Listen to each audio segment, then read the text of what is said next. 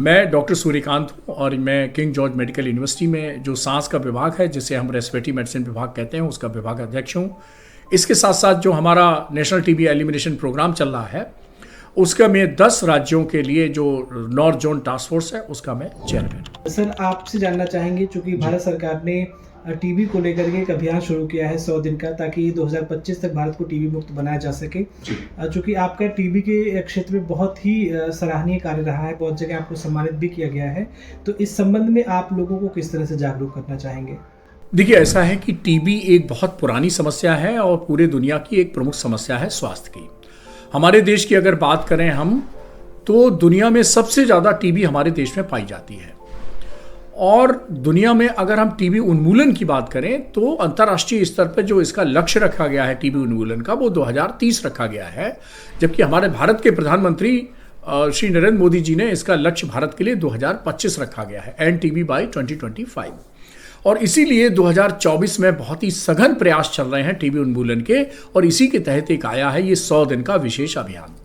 इस 100 दिन के विशेष अभियान में सिर्फ टीबी के रोगियों की पहचान ही नहीं की जाएगी, बल्कि टीबी जहाँ जहाँ पर ज़्यादा हो सकता है वहाँ पर स्वास्थ्य कार्यकर्ता, हमारी मोबाइल टीबी की वैन, जिसमें एक्सरे की फैसिलिटी होगी, जिसमें बलगम की जांच की फैसिलिटी होगी, ये सब साथ जाएगी। जैसे स्लम एरिया है, टीबी कहाँ ज़्यादा होती है, घनी बस्तियों में ज़्यादा होती है, तो वहाँ जाएगी। टीबी कहाँ ज़्यादा होती है, जैसे मेंटल एस्लम है, वहाँ ज़्यादा होती है। टीबी कहाँ ज़्यादा होती है, जेल कर्मी हैं, जेल के अंदर जो लोग बंद हैं उनके अंदर ज़्यादा होती है, तो वहाँ जाएगी। इसी तरह से कुछ हमारे किशोर सुधार गृह हैं, कुछ श्रमिक बस्तियाँ हैं, तो इन सब लोगों को टीबी ज़्यादा होती है। तो ऐसे लोगों को एक एक्टिव केस फाइंडिंग के साथ हम टीबी के ज़्यादा से ज़्यादा रोगी निकाल सकें, और इसलिए ये सघन अभियान शुरू किया गया है। एक और चीज़ आई है, वो आई है 1 नवंबर से। वो क्या आई है? टीबी के हम सबको मालूम है कि टीबी के जो लक्षण होते हैं वो होते हैं कि खांसी आना, खांसी में खून आना, 2 हफ्ते से ज़्यादा खांसी हो तो टीबी हो सकती है, हम लोग कहते हैं। साथ में बुखार आना, जो कि रात को बढ़ जाता है, रात में पसीना आता है, भूख कम लगती है, वजन घट जाता है। ऐसे सब मरीजों की किसी भी सरकारी अस्पताल में टीबी की जांच फ्री है, और ये बलगम की जांच होती है और एक्सरे होता है।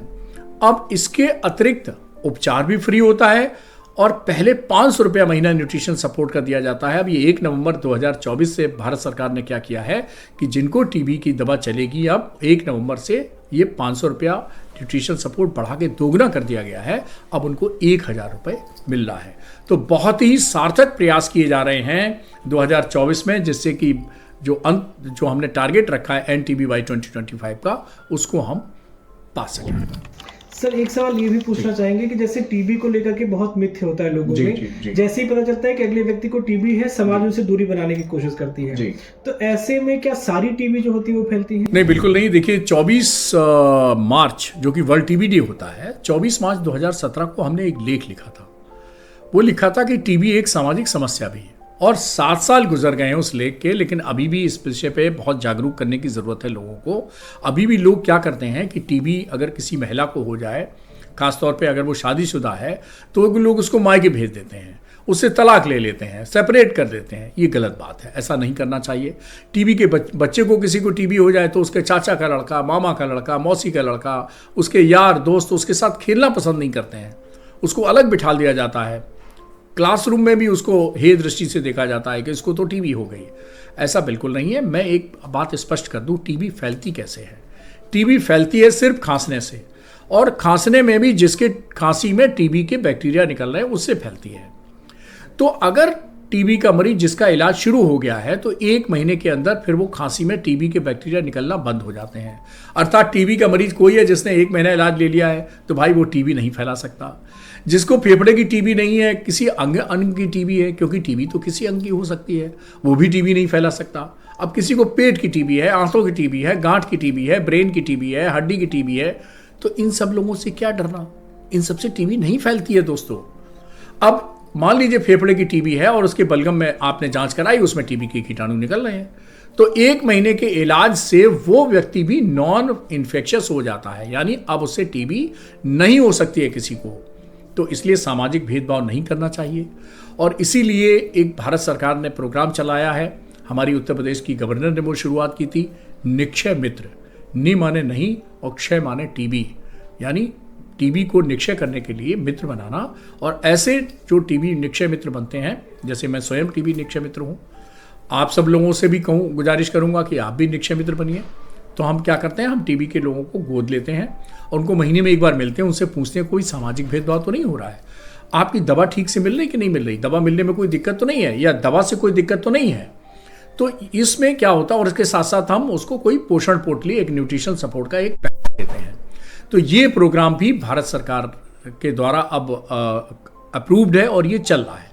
तो समाज को टीबी उन्मूलन में भागीदारी देने के लिए निक्षय मित्र की योजना भी बहुत अच्छी योजना है, जिसके कारण भी हम सामाजिक भेदभाव को दूर कर सकते हैं। सर एक दो सवाल और पूछने के समय है आपके पास। हाँ। सर जैसे दवाएं जब लोग शुरू करते हैं तो अक्सर बहुत सारे सिम्टम्स उनको दिखते हैं, उसके अगर हम कहें अगेंस्ट कि बहुत अलग समस्याएं होती हैं, तो लोगों को लगता है कि ये नुकसान कर रही है दवा, या छोड़ देते हैं, गैप कर देते हैं डॉक्टर से बिना कंसल्ट किए। तो किस तरह की समस्याएं दवा शुरू करने के बाद हो सकती हैं? देखिए कोई भी अंग्रेजी दवा है, मॉडर्न मेडिसिन की कोई दवा है, उसमें साइड इफेक्ट होता है, इफेक्ट भी होता है, साइड इफेक्ट भी होता है।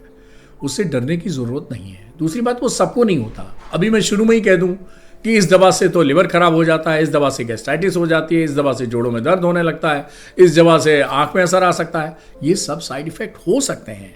लेकिन अगर कोई साइड इफेक्ट होता है तो आप अपने डॉक्टर से सलाह लीजिए, टीबी केंद्र पर जाइए, जहाँ से दवा ली है उनको सूचित करिए, उनका फ़ोन नंबर लीजिए, उनको बताइए, और हर साइड इफेक्ट का निदान संभव है, उपचार संभव है। तो इसलिए डरिए नहीं। लेकिन दवा को बीच में अगर आप छोड़ देंगे तो बहुत नुकसान हो जाएगा। फिर ड्रग रेजिस्टेंस टीबी हो जाएगी, तो वो और कठिन टीबी होती है। तो इसलिए दवा को बीच में छोड़े नहीं। अगर किसी से दवा से साइड इफेक्ट होता है तो अपने पास के अस्पताल से, सरकारी अस्पताल से, या जहाँ से भी टीबी की दवा मिल रही है, या किसी चिकित्सक से आप संपर्क करें, आपकी समस्या का समाधान किया जाएगा। सर टीबी के क्षेत्र में बहुत ही आपने सराहनीय कार्य किया है। अभी हाल ही में आपको सम्मानित किया गया है इस क्षेत्र में उत्कृष्ट कार्यों के लिए। सर उसके बारे में भी थोड़ा सा हमारे श्रोताओं को बताइए। देखिए, मैं 10 वर्षों तक मैंने उत्तर प्रदेश की जो स्टेट टीबी टास्क फोर्स है उसका मैं चेयरमैन रहा हूँ, 2013 से और 2022 तक। उसके बाद 2022 से मैं भारत के नॉर्थ के जो 10 राज्य हैं, लद्दाख, जम्मू कश्मीर, चंडीगढ़, पंजाब, हिमाचल, हरियाणा, राजस्थान, दिल्ली, उत्तराखंड, उत्तर प्रदेश, इनकी नॉर्थ जोन टास्क फोर्स का मैं चेयरमैन के नाते इसका कार्य देख रहा हूँ। इसके अतिरिक्त एक संस्था है जिसका नाम है, अंतर्राष्ट्रीय संस्था है, international union against tuberculosis and lung diseases. इसने एक अपना प्रोजेक्ट शुरू किया है, आई डिफीट टीबी प्रोजेक्ट, और इसके साथ साथ इसने विश्व स्वास्थ्य संगठन और भारत सरकार की मदद से देश में 5 सेंटर ऑफ एक्सीलेंस चुने हैं टीबी के क्षेत्र में, जो उल्लेखनीय कार्य करते हैं।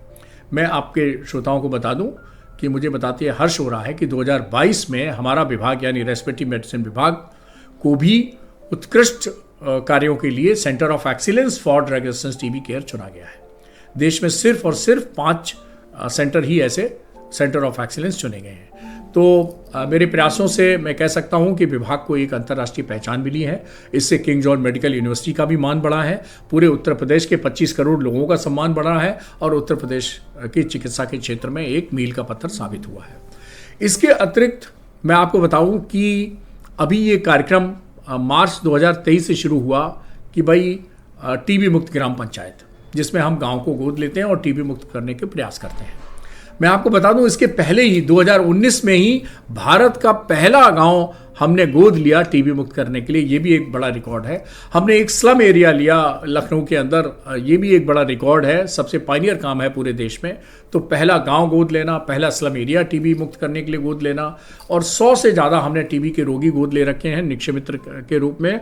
उनसे हम मिलते हैं महीने में एक बार, उनको वो करते हैं। इसके अतिरिक्त उत्तर प्रदेश में हमारे पास 24 nodal drug resistance TB centre हैं। हमारे पास 44 ड्रग रेजिस्टेंस डिस्ट्रिक्ट सेंटर हैं, और इन सब के लिए कोई भी डिफ़िकल्ट का टीबी आ जाए तो हम महीने में 2 बार difficult to treat TB clinic online चलाते हैं, और कोई भी कठिन मरीज टीबी का होता है उसको हम डिस्कस करते हैं कि भाई इसका इलाज कैसे हो। मुख्यमंत्री जी ने जो एक योजना चलाई है निक्षय दिवस की, उसमें हर महीने के 15 तारीख को हमारा विभाग एक्टिवली पार्टिसिपेट करता है। महामहिम राज्यपाल जी ने जो योजना चलाई है निक्षय मित्र की, और पेशेंट का एडॉप्शन प्रोग्राम टीबी पेशेंट का, उसमें हमने कहा कि बहुत हम सक्रिय भागीदारी कर रहे हैं। और अभी गुवाहाटी में एक इंडियन मेडिकल एसोसिएशन का एक राष्ट्रीय सम्मेलन हुआ था, और इसी टीबी के उल्लेखनीय कार्यों के कारण मुझे उसमें सम्मानित किया गया है। मैं धन्यवाद देता हूँ इंडियन मेडिकल एसोसिएशन का कि इसने मुझे ये सम्मान दिया। और इसके अतिरिक्त जब न्यू एजुकेशन पॉलिसी की 3री वर्षगांठ हुई थी तो उसमें भारत सरकार ने हिंदी में पुस्तकें मांगी थी और यूनिवर्सिटी ग्रांट कमीशन में 100 हिंदी में पुस्तकें प्रकाशित हुई और रिलीज़ हुई। वो जिसका उद्घाटन विमोचन माननीय प्रधानमंत्री श्री नरेंद्र मोदी जी ने किया था। मुझे बताते हुए हर्ष हो रहा है कि उसमें 2 किताबें मेरी भी शामिल हैं, उसमें से 1 किताब टीबी की है।